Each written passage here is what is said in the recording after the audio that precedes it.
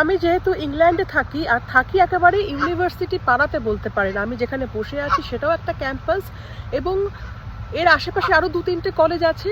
সামান্য একটু এগিয়ে গেলে পরে, সামান্য না, বাসে করে 15 মিনিট লাগবে এখান থেকে ইউনিভার্সিটি অফ বার্মিংহাম, যেটা বিশ্বের একদম প্রথম সারির একটি বিশ্ববিদ্যালয়। আমার কাছে একটা প্রশ্ন খুব আসে যে মধ্যবিত্ত বাঙালি বাড়ির ছেলেমেয়েদের কি আসা উচিত হবে ইংল্যান্ডে পড়াশুনো করতে?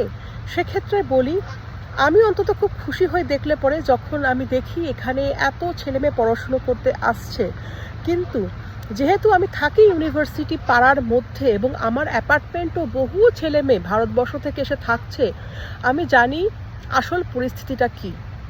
250 পাউন্ড কিন্তু ঘর ভাড়া দিতে হয়, 150 পাউন্ড ধরুন আরও যে যাবতীয় থাকা, ঘোরা বলতে কি যে যাতায়াতের খরচ সমস্ত কিছু নিয়ে, এবং তারপরে রয়েছে টিউশন ফি। আমি বেশিরভাগ ক্ষেত্রেই প্রশ্নটা পাই হচ্ছে পোস্ট গ্র্যাজুয়েশনের জন্য, তাই তাদের ক্ষেত্রে আমি বলছি এখানকার যারা ব্রিটিশ স্টুডেন্ট হয় তাদের জন্য যদি কোর্স ফি হয় 9,000 বা 10,000 পাউন্ড, সেক্ষেত্রে কিন্তু আমাদের জন্য সেই ফিটা হয়ে যাবে প্রায় 30,000 পাউন্ড। ঠিক আছে, প্রায় 30,000 পাউন্ড 1 বছরের কোর্স ফি। 1 বছর মানে 2টো সেমিস্টার, প্রথম 6 মাস একটি সেমিস্টার, দ্বিতীয় 6 মাস আরেকটি সেমিস্টার। কিভাবে এখানে পড়াশুনো হয়? লেকচার হবে, কিন্তু তুমি তাও 20 ঘন্টা পার্ট টাইম কাজ করার অনুমতিও পাবে। কীরকম ধরনের কাজ পাওয়া যায়? বেশিরভাগ ক্ষেত্রেই রেস্তোরাঁতে সবাই কাজ করে এখানে, বেশিরভাগ ক্ষেত্রেই।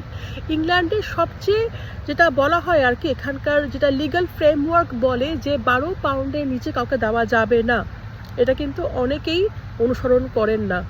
খুব দুঃখবশত অনেকেই কিন্তু তার থেকে অনেক কমে কাজ করে। আমি প্রচুর ছেলেমেয়ের সাথে কথা বলেছি, অনেকেই মাত্র 7 পাউন্ডের বিনিময় রেস্তোরাঁতে কাজ করছে এবং তাদের কিন্তু কোর্স শেষও হয়ে গেছে। তার মানে কি, তারা চাকরি পায়নি।